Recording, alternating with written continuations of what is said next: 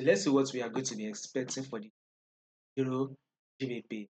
Now, to those of you that are yet to subscribe to this channel, be it you are new to this channel and you right, guys, make sure you do it to click on the subscribe button.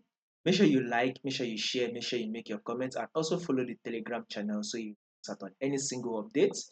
The link to the Telegram channel will be in the comment section. So let's start with our trend on our EURJPY. First thing first, we need to know what our trend is on our EURJPY, and as you can see, we are in downtrend. EURJPY is on a downtrend. This is our first low that EURJPY gave, right? And here is the lower high. Market was able to drop to form a new lower low, and here comes the lower high. EURJPY was able to drop again and form a new lower low, right?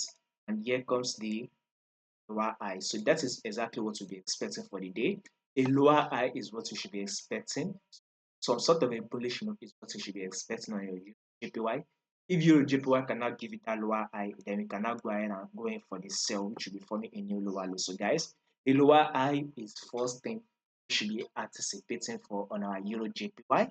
If there will be any changes to this movement as predicted, I'll make sure I let you guys know. So in order for you not to miss out on any updates, all you just need to do is click on the subscribe button.